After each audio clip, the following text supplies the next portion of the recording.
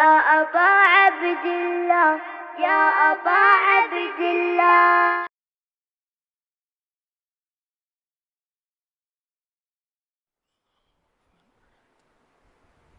اعوذ باللہ من الشیطان الرجیم. بسم اللہ الرحمن الرحیم. الحمد للہ رب العالمین بارئ الخلائق اجمعین، والصلاة والسلام علی شرف الانبیاء والمرسلین سیدنا و مولانا ابی القاسم محمد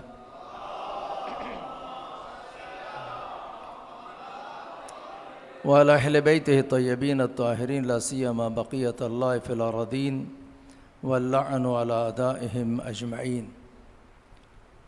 اما بعد فقد قال اللہ سبحانہ فی محکم کتابہ الکریم. اعوذ باللہ من الشیطان الرجیم. بسم اللہ الرحمن الرحیم.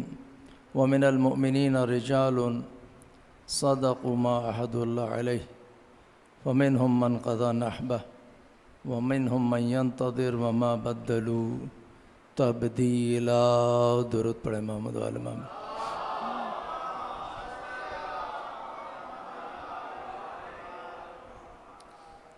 ارشاد رب العزت ہے،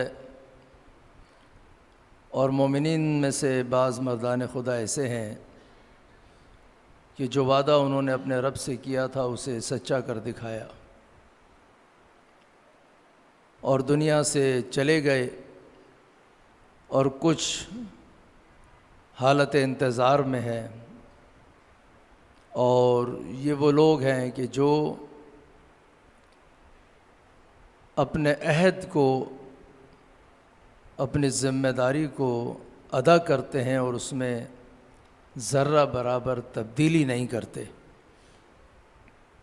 آج ایک برادر شہید خرم ذکی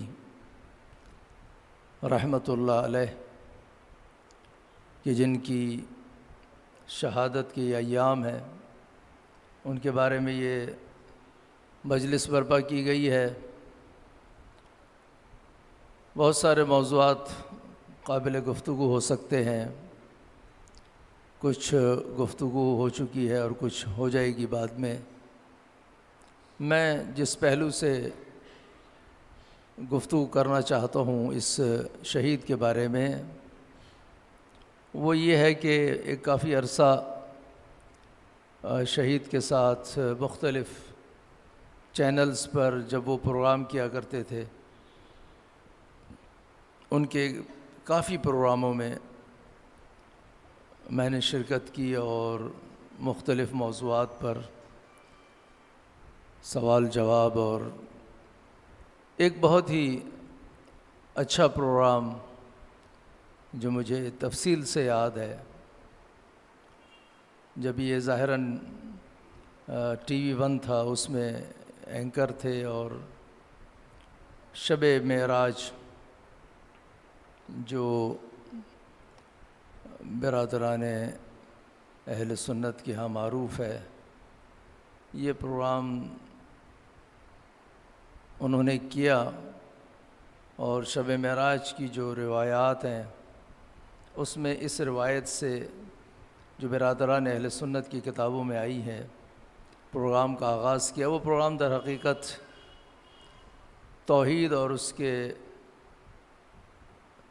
جو متعلقات ہیں اس سے جڑا ہوا تھا، توحید اور صفات خدا اور اس طرح سے ان موضوعات پر،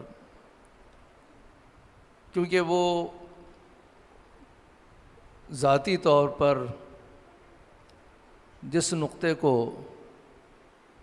انہوں نے اپنی زندگی میں اجاگر کیا وہ ایک مناظرانہ اسٹائل ہے، چاہے وہ کسی بھی موضوع پر ہو. توحید کے باب میں انہوں نے جناب عائشہ سے یہ روایت نقل کی کہ وہ روایت کرتی ہیں کہ رسول گرامی جب معراج پر تشریف لے گئے تو انہوں نے خدا کا مشاہدہ کیا. اب بحث یہ ہے کہ یہ مشاہدہ چشم مادی سے ہوا یا چشم بصیرت سے ہوا، یہ ایک گفتگو ہے. انہوں نے اس موضوع کو بیان کیا اور گفتگو کا آغاز ہوا۔ مختلف میزبان انہوں نے دعوت کیے ہوئے تھے، تقریباً جو معروف فرقے ہیں ان میں سے تمام فرقوں میں سے کوئی نہ کوئی ایک شخص موجود تھا۔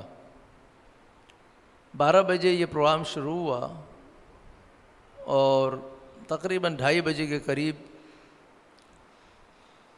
مکتب تشیع کے علاوہ جتنے بھی اس وقت وہاں مکاتب موجود تھے، سب نے اتفاق کر لیا کہ خداوند متعال انہی مادی آنکھوں سے دیکھا گیا ہے، اور خداوند متعال جو ہے وہ یہ قابلیت رکھتا ہے کہ مادی آنکھوں سے دیکھا جائے۔ یہاں تک کہ بات آگے بڑھی اور اس نقطے پہ پہنچ گئی کہ اگر وہ مادی ہے تو وہ کس سمت میں ہے؟ تو یہ جواب آیا کہ خداوند متعال جو ہے وہ آسمان میں ہے۔ تو جب یہ سوال آیا کہ وہ آسمان میں ہے تو اس میزبان سے سوال کیا گیا کہ پھر تو خدا کی زمین جو ہے اس سے خالی ہے، آسمان میں ہے تو زمین خالی ہے خداوند عالم کے وجود سے۔ تو یہاں پر آ کر بات رک گئی اور معاملہ اس نقطے پہ آ گیا کہ جتنے بھی ہمارے علاوہ جو مہمان تھے وہ لائیو پروگرام تھا، اس لائیو پروگرام میں کہنے لگے کہ یہ پروگرام اب ہدایت کی بجائے ضلالت پھیلا رہا ہے، اسے بند ہونا چاہیے۔ لائیو پروگرام ہے، کہا کہ اسے بند کرو۔ یہ جا رہی ہے، گفتگو جا رہی ہے، لوگ سن رہے ہیں۔ تو شہید نے ایک وقفہ لیا اور جیسے ہی وقفہ لیا تو وہ سب اٹھ کے چلے گئے۔ وہ یہ سمجھتے تھے کہ اب یہ پروگرام ختم ہو جائے گا۔ جاتے جاتے جو ہے وہ کچھ لوگ آئے تھے، شب معراج تھی، نعت خوانی کے لیے، تو ان کو بھی وہ کچھ کہہ گئے۔ تو انہوں نے اعتراض کیا کہ یہ جو شخص یہاں موجود رہ گیا ہے اکیلا، اس کو ہٹائیں گے تو ہم نعت پڑھیں گے۔ تو انہوں نے، شہید نے کہا کہ نہیں، یہ تو میرے پروگرام کا حصہ ہے اور یہاں ہم کسی کوئی فرقہ وارانہ گفتگو تھوڑی کر رہے ہیں کہ اس کو ہٹائیں یا اس کو بٹھائیں، آپ اپنی نعت پڑھیں، یہ اپنی بات کر رہے ہیں۔ ہم نے نہج البلاغہ کے جو خطبات ہیں اس کی روشنی میں توحید کو بیان کیا اور یہ وہاں پر ثابت کیا کہ خداوند متعال جسم و جسمانیات سے پاک و منزہ ہے اور وہ ہر شے پہ چھایا ہوا ہے، وہ مادہ نہیں ہے، وہ کسی سمت میں نہیں ہے۔ وہ اگر کسی سمت میں ہوگا تو محدود ہو جائے گا، اور جو محدود ہوتا ہے وہ ناقص ہے، وہ خدا نہیں ہو سکتا۔ یہ تمام گفتگو وہاں پہ ہوئی۔ 2:30 بجے کے بعد وہ سب لوگ چلے گئے اور یہ کہہ کے چلے گئے کہ یہ پروگرام جو ہے اب ہدایت نہیں، ضلالت اور گمراہی ہے۔ 2:30 بجے کے بعد مجھے یاد ہے کہ ہمارے یہ راؤ خالد صاحب جو ہیں، یہ بھی شاید تھے، آپ تھے نا اس میں، ہاں، اور ان کو اس شہید نے کوٹ پہنوایا اور یہ میرے ساتھ بٹھا دیا کہ آپ بیٹھیں تاکہ اکیلا ہی میں نظر نہ ہوں، اسکرین پر ایک آدمی ساتھ بیٹھا ہوا ہے۔ تو 4 بجے تک پروگرام کیا انہوں نے۔ 12 بجے پروگرام شروع ہوا، صبح کے 4 بجے تک لائیو پروگرام، اور ساری کی ساری گفتگو توحید پر۔ اب وہ جب لوگ چلے گئے تو ہمارا بھی ذرا وقت زیادہ ہو گیا، تو ہم نے بھی جو ممکن تھا بیان کرنا اسے بیان کیا۔ بعض حساس موضوعات بھی وہاں پر پیش آئے، ہم نے انہیں کھولنا چاہا لیکن محسوس ہوا کہ ابھی شاید ماحول ایسا نہیں ہے، تو وہ بات رک گئی۔ یہ واقعہ میں نے کیوں آپ کے سامنے نقل کیا؟ اس لیے کہ ایک ایسے ماحول میں پاکستان کے جب چاروں طرف فرقہ واریت ہے، چاروں طرف جو ہے وہ کافر کافر اور مشرک مشرک اور اس طرح کے نعرے ہیں۔ ایک ایسے ماحول میں ہم اگر ٹی وی چینل پر یہ ثابت کرتے ہیں کہ اگر توحید کے بارے میں کسی کے پاس فکر برتر ہے تو وہ ہم ہیں، اور ہم استدلال کرتے ہیں آپ کے سامنے اور یہ ثابت کرتے ہیں کہ جو توحید کا نام لے کر اور دوسروں کو شرک کی تہمت لگا کر قتل کرتے ہیں وہ باطل پر ہیں، اور ہم مقتول ہو کر استدلال کرتے ہیں اور حق پر ہیں۔ اس کو ایک ایسے ماحول میں بیان کرنا، انہیں بھی خداوند عالم نے جرأت عطا کی تھی کہ وہ ایسے موضوعات کو چھیڑتے تھے اور اس پر سٹینڈ بھی کرتے تھے، اور ہم بھی جس قدر ہمارے لیے ممکن تھا ان کا ساتھ دیتے تھے۔ تو یہ ظاہراً 2006 کا واقعہ ہوگا۔ یہ ٹی وی 1 اس وقت یہ اینکر تھے وہاں پر، اس سے پہلے ایک اور خیال میں ٹی وی تھا، چینل تھے، پھر انہوں نے تبدیل کیا تھا۔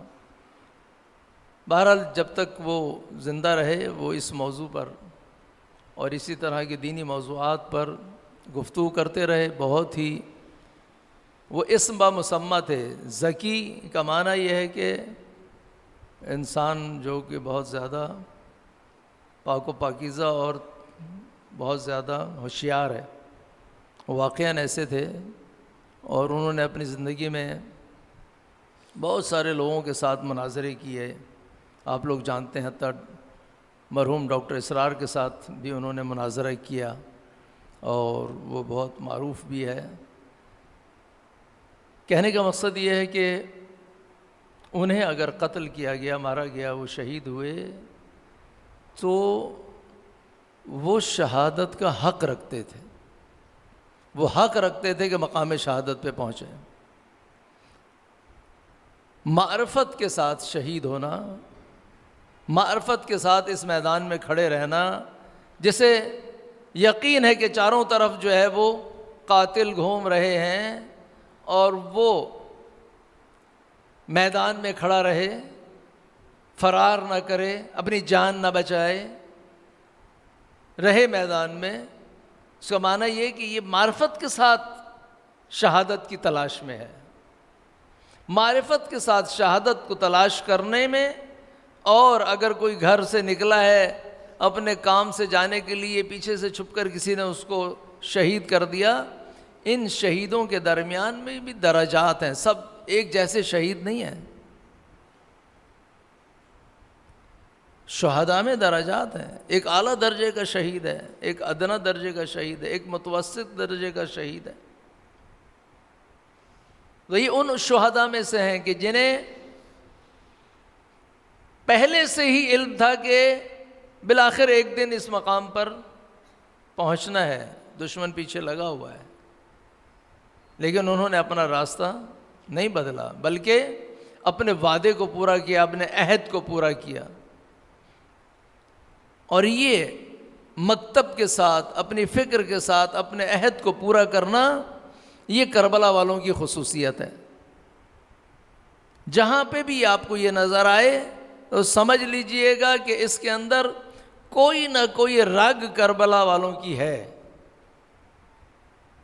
وگرنہ کربلا کے علاوہ کسی بھی مکتب سے تعلق رکھتا ہو وہ استقامت نہیں کرے گا، وہ بالآخر کہیں نہ کہیں جا کے رک جائے گا، کہیں نہ کہیں جا کر جو ہے وہ ہار مان جائے گا۔ اس طویل تاریخ میں اگر آپ دیکھیں، جس قدر مکتب تشیع کا خون بہایا گیا ہے، جس قدر ائمہ کے ماننے والوں کو شہید کیا گیا ہے، تو کوئی اور قوم ہوتی تو شاید منقرض ہو جاتی، اس کی نسل ہی ختم ہو جاتی۔ خداوند عالم نے جناب زہرا سلام اللہ علیہا کو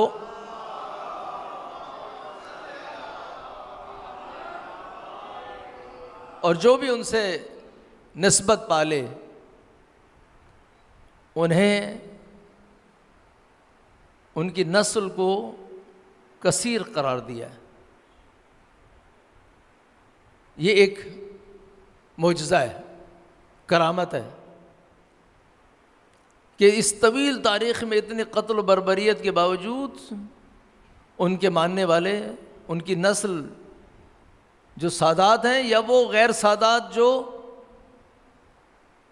فکری اور عقیدت کے اعتبار سے جناب زہرا سلام اللہ علیہ کو اپنی ماں سمجھتے ہیں، وہ ان کی نسل موجود ہے،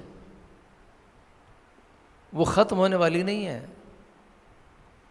آج آپ دیکھیں کہ پوری دنیا میں شیاطین، آپ پچھلے 45 سال کا جائزہ لیں پاکستان میں، کس قدر پاکستان میں ہمیں قتل کیا گیا۔ کوئی اور قوم ہوتی تو وہ شاید اپنا راستہ چھوڑ دیتی، یہاں پہ کیا ہوا؟ برعکس، جتنا ہمارا خون بہایا گیا اتنے ہی مکتب تشیع کے افراد کا یقین اور اعتقاد اور استقامت بڑھتی گئی۔